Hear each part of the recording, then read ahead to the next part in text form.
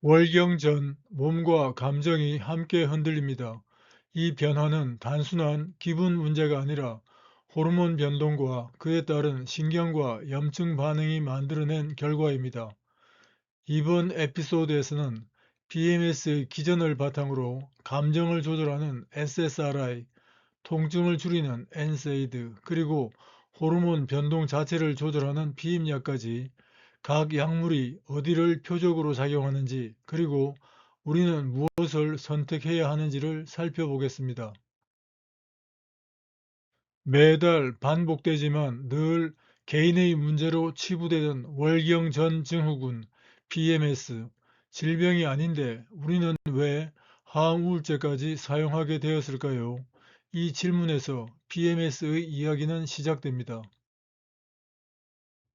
월경 전에 찾아오는 감정의 파도 PMS는 월경 시작 약 1 내지 2주 전, 즉 황체기에 반복적으로 나타나는 정서적 변화와 신체 증상의 묶음입니다. 이 변화는 일회성이 아니라 배란 주기를 따라 매달 반복된다는 점이 핵심입니다. 역학적으로 보면 가임기 여성의 최대 70 내지 75%가 어떤 형태로든 PMS를 경험합니다. 다만 그 대부분은 경미한 불편 수준에 머무르지만 약 3 내지 8%에서는 증상이 일상생활을 방해할 정도로 심해집니다. 집중력 저하, 감정 기복, 과민성, 우울감, 피로, 그리고 통증, 이런 증상들은 개인의 성격이나 심리 문제로 오해되기 쉽지만 임상적으로는 주기적 생물학 변화에 동반되는 반복적 증상군으로 정의됩니다. PMS는 오랫동안 의학적 개념이 아니라 개인의 성격이나 감정 조절 문제로 해석되어 왔습니다. 그 이유는 명확합니다. PMS는 감염이나 구조적 병변처럼 객관적으로 확인 가능한 표지가 없는 상태였기 때문입니다. 반복성과 주기성이라는 특징은 분명했지만 이를 하나의 임상적 상태로 묶어 설명할 이론적 틀이 부족했습니다. 그 결과 PMS는 증상의 심각성과 무관하게 치료가 필요한 상태로 분류되지 못한 채 의료 체계의 경계 밖에 머물러 있었습니다. 월경 직전 황체기 말기에는 에스트로겐과 프로게스테론 수치가 짧은 시간 안에 급격히 떨어집니다. 이 변화는 말초 증상이 아니라 중추신경계 환경 자체를 바꾸는 사건입니다. 에스트로겐과 프로게스테론은 세로토닌의 합성, 수용체 반응성, 그리고 신경 전달 효율에 직접적으로 관여합니다.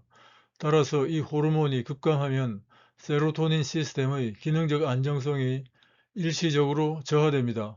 중요한 점은 이 변화가 모든 여성에게 동일한 결과를 만들지 않는다는 것입니다. 일부 여성에게는 동일한 호르몬 변화에도 세로토닌 회로가 과도하게 흔들리며 감정 조절, 스트레스 반응, 인지 처리에 뚜렷한 영향을 미칩니다. 즉, PMS의 핵심은 호르몬 변화 그 자체가 아니라 그 변화에 대한 뇌의 민감도 차이에 있습니다. PMS의 핵심은 세로토닌이 얼마나 많으냐가 아닙니다.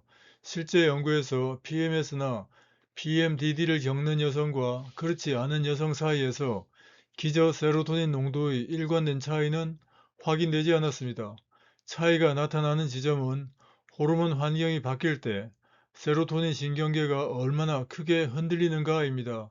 같은 호르몬 변화가 주어져도 어떤 뇌는 이를 완충해내고 어떤 뇌는 감정 조절이나 스트레스 반응, 그리고 인지 처리 영역에서 과도한 기능 저하를 보입니다.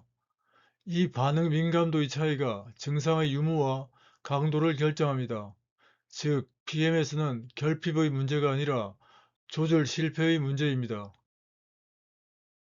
SSRI는 본래 주요 우울장애의 장기 치료를 목적으로 개발된 약물입니다. 그러나 PMS와 PMDD에서는 전혀 다른 방식으로 효과가 관찰되었습니다.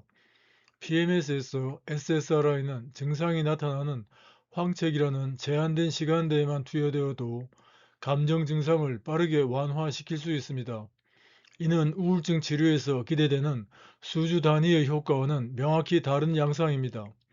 이 차이는 SSRI가 세로토닌의 양을 서서히 늘리는 약이기보다 급격히 흔들리는 세로토닌 신경계의 반응성을 안정화시키는 약물이라는 점을 시사합니다. 다시 말해 PMS의 SSRI 사용은 장기적인 질환 치료가 아니라 특정 생리적 취약 구간을 통과하기 위한 단기적 회로 보정에 가깝습니다. SSRI는 PMS에서 관찰되는 세로토닌 기능 저하를 보완할 수 있는 하나의 약물 전략입니다. 그러나 이는 모든 경우에 적용되는 보편적 해법은 아닙니다. 실제 임상에서는 증상의 유형과 강도, 기능 장애의 정도, 그리고 개인의 약물 반응성을 종합해 치료 여부와 개입 수준을 결정합니다. 많은 여성은 약물 없이도 증상을 관리할 수 있고, 일부에서는 생활 조정이나 다른 비약물적 접근이 더 적절합니다. 따라서 PMS의 약물 사용은 반드시 써야 할 치료가 아니라 필요할 때 선택할 수 있는 개입 수단으로 이해되어야 합니다. 경구용 피임약은 배란을 억제함으로써 에스트로겐과 프로게스테론의 주기적인 급변 자체를 완화합니다. 이 접근은 증상이 나타난 뒤의 보정보다는 변동의 원인을 앞에서 줄이는 전략에 가깝습니다.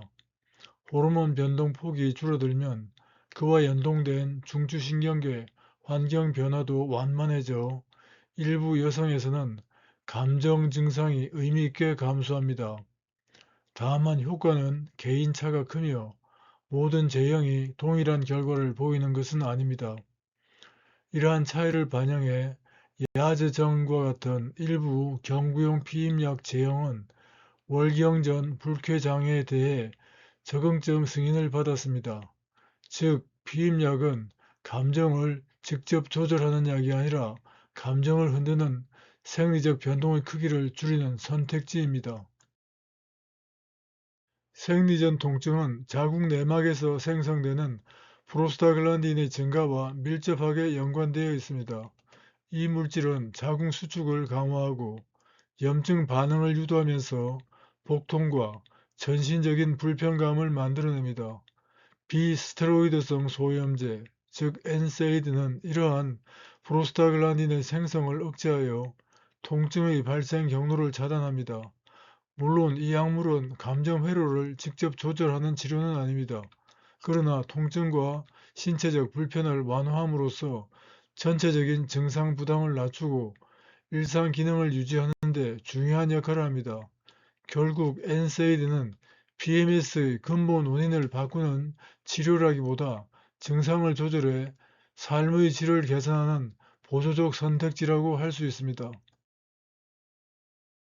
사프란과 영양소는 PMS를 직접 치료하는 약물이라기보다는 보조적 선택지에 해당합니다. 사프란이나 칼슘, 비타민 B6 등은 일부 임상 연구에서 증상 완화와 관련된 제한적인 효과가 보고되었습니다.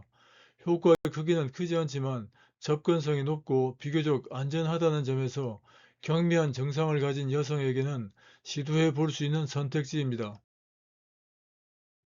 PMS가 방치되어 온 이유는 치료 방법이 없어서가 아닙니다.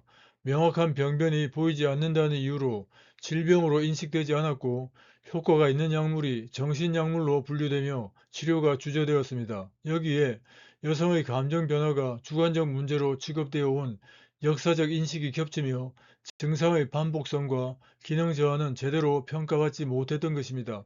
결국 문제는 PMS가 아니라 이를 해석해 온 의학적 기준이었습니다. 마무리합니다. PMS는 질병이 아니라 특정 시간대의 생물학적 취약성을 겨냥한 드문 사례입니다. 말하자면 PMS는 약함이 아니라 호르몬 변화에 대해 뇌가 보이는 생물학적 반응인 것입니다. 따라서 중요한 것은 참게 하거나 평가하는 것이 아니라 개인의 상태에 맞는 선택지를 제공하는 것입니다. PMS를 이해하는 관점이 바뀔 때 치료의 방향도 함께 달라집니다. 경청해 주셔서 감사합니다.